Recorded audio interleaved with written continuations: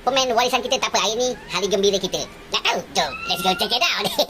Guys, World Cup bawah 17 tahun guys. Indonesia kena guys dengan Zamdan. 3-1. Senang banget hati gue. Termasuklah Samson Malaysia. Okey guys, apa lagi? Timnas Malaysia U17 kena bantai sama Kroasia U17 ya. Pada laga persahabatan yang membuat kita makin salpok di mana Kroasia U17 tidak memakai tim utamanya karena tim utamanya sedang berlaga di Pildun U17 di Qatar. Jadi ini tim pelapisnya guys. Ini gimana kalau pakai tim utamanya nih? Bisa-bisa 20-0, 25-0 ini. Dihajar 0-11 oleh Kroasia, Harimau Muda Malaysia jadi bulan-bulanan. Tapi ada satu hal mengejutkan yang justru bikin publik terdiam setelah laga itu berakhir.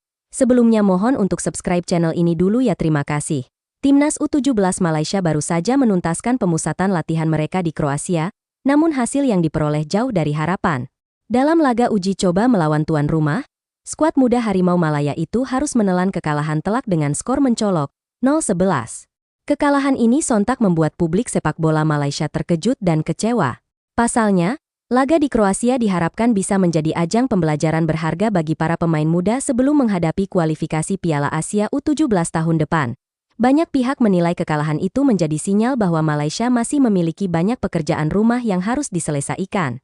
Dari lini pertahanan yang rapuh, organisasi permainan yang kacau, hingga lemahnya komunikasi antar pemain, semua tampak jelas di laga tersebut. Bagi sebuah tim yang sedang mempersiapkan diri menghadapi kompetisi besar di tingkat Asia, hasil seperti ini tentu mengundang tanda tanya besar tentang kesiapan mereka. Menanggapi kekalahan telak tersebut, manajer Timnas U17 Malaysia, Datuk Dolah Saleh, akhirnya buka suara. Ia tak menampik bahwa hasil ini di luar dugaan dan telah mengejutkan semua pihak, termasuk dirinya. Namun, Dolah memilih untuk tidak memberikan komentar terlalu banyak sebelum mendapatkan laporan resmi dari jajaran pelatih. Ia menegaskan bahwa evaluasi mendalam akan segera dilakukan demi memahami apa yang sebenarnya terjadi di lapangan. Saya baru saja berbicara dengan tim pelatih dan meminta laporan lengkap tentang kekalahan itu, kata Dolah. Kami baru akan memberikan penjelasan setelah mengetahui penyebab pastinya. Saya tidak ingin berspekulasi sebelum melihat data dan analisis yang akurat. Ucapannya itu menunjukkan bahwa manajemen tim ingin menghadapi masalah ini secara profesional dan terukur, bukan dengan emosi semata. Meski begitu, Dolah tetap optimistis bahwa skuad mudanya mampu bangkit dari keterpurukan. Ia percaya para pemain akan belajar banyak dari pengalaman pahit ini. Saya yakin mereka akan kembali dengan mental yang lebih kuat, ujarnya. Ia juga mengingatkan bahwa tujuan utama dari pemusatan latihan ini adalah untuk membentuk karakter dan mengasah mental juang, bukan semata-mata mengejar kemenangan di laga uji coba. Malaysia kini fokus mempersiapkan diri menghadapi kualifikasi Piala Asia U17 2026 yang dijadwalkan berlangsung pada 22 hingga 30 November tahun depan. Berdasarkan hasil undian, Malaysia tergabung di grup C bersama Vietnam, Singapura, Hong Kong, Kepulauan Mariana Utara, dan Macau. Dari grup tersebut, hanya tim yang menjadi juara grup yang akan mendapat tiket langsung menuju putaran final di Arab Saudi. Situasi semakin menantang karena Vietnam, yang berstatus sebagai tuan rumah grup C, diprediksi akan menjadi lawan terberat bagi Malaysia.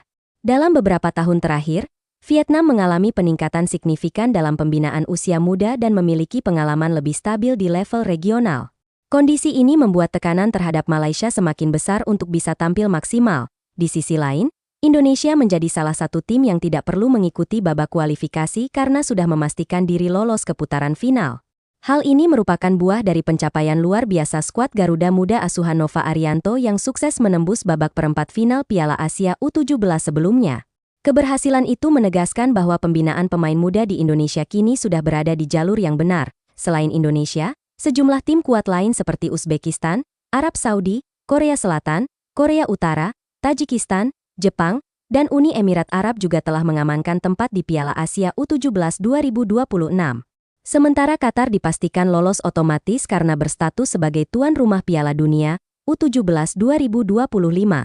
Dengan demikian, total ada 16 tim yang akan bersaing di putaran final mendatang. Kekalahan dari Kroasia tentu menjadi pukulan berat bagi Malaysia. Namun, tidak sedikit pihak yang menganggap bahwa hasil tersebut masih bisa dimaklumi. Salah satunya adalah mantan manajer Timnas U17 Malaysia, Datuk Christopher Raj. Menurutnya, pertandingan uji coba seperti ini memang tidak selalu menggambarkan kekuatan sebenarnya dari sebuah tim. Christopher menilai bahwa kekalahan besar bisa menjadi pelajaran penting untuk memperbaiki segala kelemahan sebelum kompetisi resmi dimulai. Ia meminta para pendukung untuk tetap tenang dan tidak menjadikan hasil di Kroasia sebagai ukuran kemampuan tim secara keseluruhan. Pertandingan uji coba itu adalah bagian dari proses. Jangan panik dulu, ujarnya menenangkan lebih lanjut. Ia menekankan pentingnya membangun mental juang para pemain muda. Yang paling penting adalah bagaimana mereka bangkit setelah kekalahan. Anak-anak ini harus belajar untuk tidak menyerah hanya karena satu hasil buruk, katanya. Ia juga menambahkan bahwa dalam sepak bola usia muda, faktor psikologi seringkali lebih menentukan dibanding sekadar taktik dan strategi. Christopher kemudian mengenang momen 3 tahun lalu ketika Malaysia juga berada dalam situasi yang hampir serupa. Kala itu, skuad muda Malaysia mengalami rentetan hasil buruk di laga uji coba dan bahkan gagal melangkah jauh di Piala AFF U16. Banyak pihak yang meragukan kemampuan mereka. Namun, kenyataan berkata lain saat memasuki kualifikasi Piala Asia U17 2023. Dalam turnamen itu, Malaysia justru tampil mengejutkan dengan performa luar biasa. Mereka berhasil menjuarai grup dan bahkan menumbangkan timnas U17 Indonesia di kandang sendiri dengan skor mencolok 5-1. Kemenangan itu menjadi titik balik kepercayaan diri tim dan membuat Malaysia lolos ke putaran final Piala Asia. Menurut Christopher, kejadian itu membuktikan bahwa kekalahan di laga uji coba bukan akhir dari segalanya. Waktu itu kami juga kalah dalam pertandingan persahabatan dan jadi bahan ejekan banyak orang. Tapi siapa sangka kami bisa menundukkan Indonesia dan lolos ke Piala Asia, ucapnya mengenang. Ia juga mengungkapkan bahwa rahasia kesuksesan Malaysia kala itu bukan hanya pada aspek teknis, melainkan juga pada pembentukan mental dan motivasi pemain. Ia bercerita bagaimana dirinya dulu menyiapkan berbagai cara untuk menjaga semangat tim tetap menyala meskipun dihantam kritik dan tekanan publik. Saya menyiapkan sekitar 15 hingga 20 video motivasi untuk para pemain, kata Christopher. Video itu kami putar setiap pagi saat sarapan, makan siang, dan makan malam. Tujuannya agar para pemain tidak larut dalam kekalahan. Menurutnya, dukungan moral dan psikologi semacam itu sangat berpengaruh bagi pemain usia muda yang masih labil secara emosi. Selain menayangkan video motivasi, pihak tim juga menghadirkan psikolog olahraga untuk membangun rasa percaya diri pemain. Kami melakukan sesi motivasi tambahan, mendatangkan pembicara dan ahli untuk menanamkan mental juara. Itu penting sekali agar anak-anak tidak mudah putus asa. Ujarnya kini, ia berharap manajemen tim U17 Malaysia yang baru bisa melakukan hal serupa. Menurutnya, pemusatan latihan di Kroasia harus dijadikan cermin untuk melihat sejauh mana kesiapan pemain, bukan untuk menilai siapa yang gagal atau sukses.